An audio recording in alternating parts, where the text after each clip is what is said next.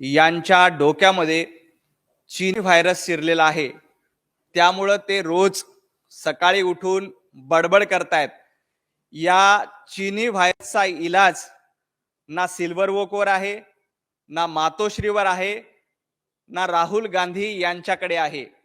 परंतु महाराष्ट्राचे लाडके मुख्यमंत्री देवेंद्रजी फडणवीस या चीनी व्हायरसचा चांगला इलाज करू शकतायत आणि संजय राऊत यांना चांगली जडीबुटी देतायत। त्यामुळेच कधी नव्हे ते संजय राऊत देवेंद्रजी फडणवीस यांचं अभिनंदन करतायत, कौतुक करतायत। ही अतिशय चांगली गोष्ट आहे।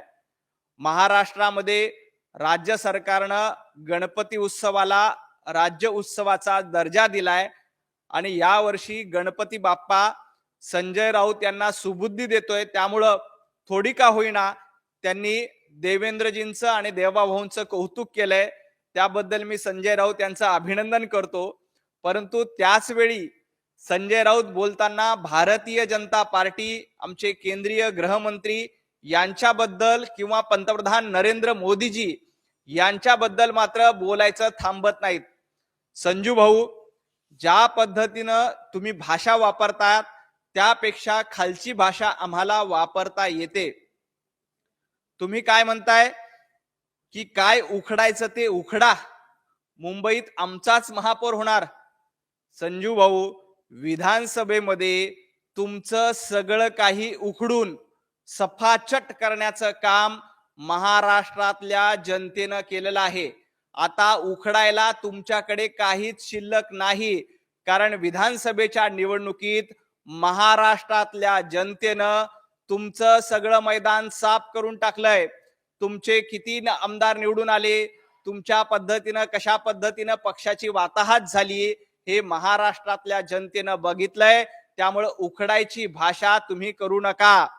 जे काही उरलं सुरलं मैदान आहे ते मैदान मुंबई महापालिकेच्या निवडणुकीत साफ करण्याचं काम महायुती निश्चितपणे करेल। त्यामुळे उखडायची भाषा तुम्हाला शोभत नाही। तुमचं मैदान साफ झालेलं आहे आणि या मैदानावर पुन्हा एकदा भारतीय जनता पार्टीच्या नेतृत्वामध्ये महायुतीचा झेंडा फडकणार आहे। हे इथल्या मराठी माणसानं आणि इथल्या मुंबईकरांनी ठरवलेलं आहे। त्यामुळे मुंबई महापालिकेवर भारतीय जनता पार्टी आणि महायुतीच्या नेतृत्वामध्ये झेंडा फडकेल याच्यामध्ये अजिबात शंका नाही। महायुती अतिशय सक्षमपणे मुंबईकरांसाठी काम करते, महाराष्ट्रासाठी काम करते। त्यामुळे मुंबईकर जनता ही भारतीय जनता पार्टीला आशीर्वाद दिल्याशिवाय राहणार नाही। त्यामुळे उखडायची भाषा संजय राऊत यांनी करू नये। सर्वसामान्य मराठी माणसांनी, सर्वसामान्य महाराष्ट्रातल्या माणसांनी तुमचं सगळं मैदान साफ करून टाकलेलं आहे।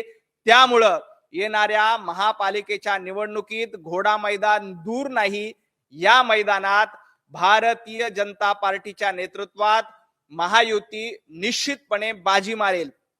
आणखी एक मुद्दा संजय राऊत यांनी मांडलाय, तो म्हणजे दक्षिण मुंबई, ज्याला संजय राऊत सोबो म्हणतात, साऊथ बॉम्बे। त्या सोबो मधनं मुंबई माणसाला बाहेर कोणी काढलं? 15 वर्ष तुमचा खासदार होता, 25 वर्ष मुंबई महापालिकेमध्ये सत्ता होती। सर्वसामान्य मराठी माणसाला हद्दपार करण्याचं पाप जर का कोणी केलं असेल तर ते संजय राऊत आणि उभाटा गटाने केलंय।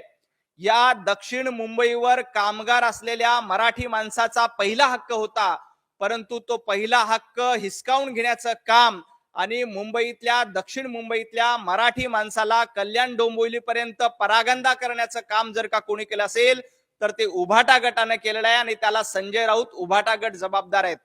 दक्षिण मुंबई ही मराठी माणसाची आहे, दक्षिण मुंबई इथल्या महाराष्ट्राची आहे, हे आम्ही ठामपणे सांगतो। त्याचमुळं देवेंद्रजी फडणवीस यांनी दक्षिण मुंबईमध्ये बीडीडी चाळी या ठिकाणी मराठी माणसाला परवडणाऱ्या दरामध्ये घरं दिली। संजय राऊत, तुमचं सरकार असताना ही परवडणारी घरं नव्हती। एका घरासाठी 50 लाख रुपये मोजावे लागत होते, परंतु देवेंद्रजी फडणवीस यांचं सरकार आलं आणि त्याच ठिकाणी जिथं बीडीडी चाळीमध्ये मराठी माणूस राहत होता तिथंच मराठी माणसाला घर देण्याचं काम हे देवाभाऊंनी केलंय. त्यामुळे दक्षिण मुंबई मधला मराठी माणूस विस्थापित होणार नाही तर प्रस्थापित राहिला पाहिजे, यासाठी देवाभाऊ सातत्यानं प्रयत्न करतायत. त्यामुळे दक्षिण मुंबई मधला मराठी माणूस हद्दपार तुमच्यामुळे झाला, परंतु तो प्रस्थापित करण्याचं काम देवाभाऊ आणि भारतीय जनता पार्टीच्या नेतृत्वामध्ये महायुती सरकार करते. एवढंच नाही तर आमच्या कोळी बांधवांना देखील दक्षिण मुंबई कुलाबा सोडून जाण्यासाठी तुम्ही भाग पाडत होतात. सर्व कोळी बांधवांना पुन्हा त्याच ठिकाणी घर देण्याचं आणि त्यांना सुविधा देण्याचं काम हे देवेंद्रजींचं सरकार करतंय. त्यामुळे ही सोबो जी आहे ना, त्याला साऊथ बॉम्बे तुम्ही म्हणतायत, ही सोबो मराठी माणसाची आहे. सोबो ही महाराष्ट्रातल्या प्रत्येक मराठी बांधवाची आहे आणि तिथल्या माणसाला प्रस्थापित करण्याचं काम हे भारतीय जनता पार्टीच्या माध्यमातून केलं जातंय. संजय राऊत यांनी आज पंतप्रधान नरेंद्र मोदीजी यांच्यावर देखील टीका केली आहे. ते म्हणतायत की पंतप्रधान जाता जाता मणिपूरला जातायत आणि पंतप्रधान डरपोक आहेत. डरपोकची भाषा कोणी करावी? संजय राऊत यांनी डरपोकची भाषा करावी? उभाटा गटानं डरपोकची भाषा करावी? अहो, कोविडच्या काळामध्ये जे डरपोक घराच्या बाहेर पडायला घाबरत होते, त्यांनी डरपोकची भाषा करावी? तुम्हाला मुंबईमध्ये पावसानं मुंबईकर ओलाचिंब होत असताना, पावसाच्या पाण्यामध्ये मुंबईकर भिजत असताना, नाल्यामधून मुंबईकरांचा प्रवास होत असताना तुम्ही एकदाही घराबाहेर पडला नाहीत. उद्धव ठाकरे कुठल्या हॉटेलमध्ये थांबायचे, मातोश्रीच्या बाहेर पडण्याची हिंमत ज्यांनी केली नाही ते स्वतः डरपोक आहेत. मुंबईमध्ये एसटी कामगारांचा मोर्चा जवळपास 3 महिने चालला. त्या मोर्चाच्या वेळी जे घरामध्ये बसून होते ते खऱ्या अर्थाने डरपोक होते. आझाद मैदानावर मराठा बांधव करत असताना तुम्ही घरात बसून होतात.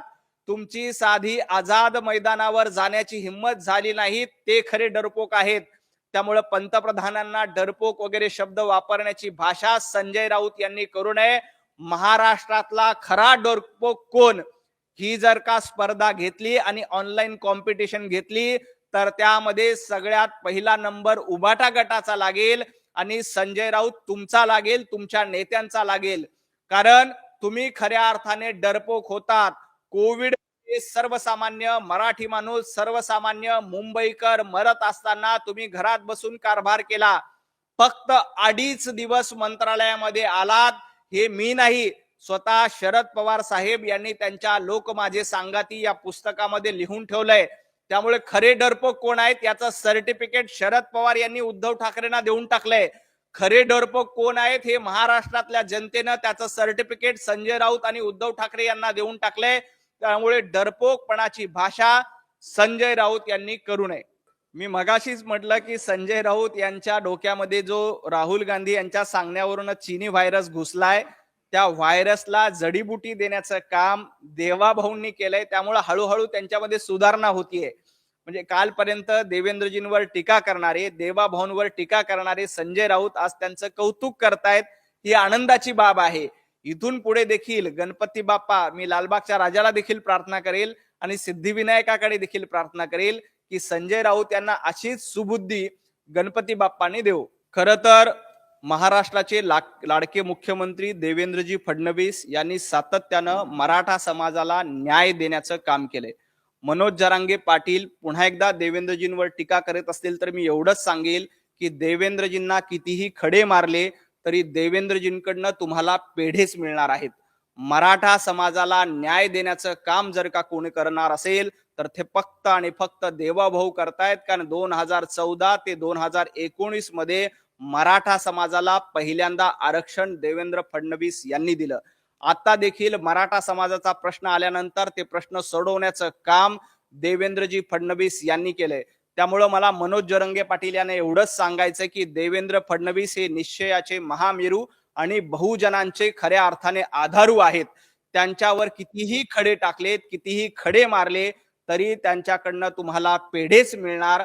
कारण ते अशा टीकेला कधीच उत्तर देत नाहीत. ते आपल्या प्रश्नांचं उत्तर शोधून काढतात आणि इथल्या समाजाला न्याय देण्याचं काम करतायत. त्यामुळं कृपया देवेंद्रजींवर अशा पद्धतीची टीका करू नका. तुम्ही खडे मारला तरी तुम्हाला पेढेच मिळतील. खरं तर महाराष्ट्रामध्ये किंवा देशातल्या कुठल्याही भागात कुणालाही घर घेण्याचा अधिकार महामानव डॉक्टर बाबासाहेब आंबेडकर यांच्या संविधानाने दिलेला आहे.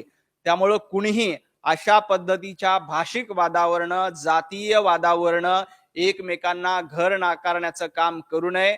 भारतीय संविधान प्रत्येकाला प्रत्येक भागामध्ये जाऊन राहण्याचा अधिकार देतं, प्रत्येक ठिकाणी जाऊन आपलं खानपान पद्धती पाळण्याचा अधिकार देतं.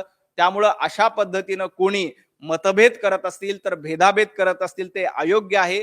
सरकार या प्रकरणी योग्य ती कारवाई निश्चितपणे करेल. एबीपी माझा, उघडा डोळे बघा नीट.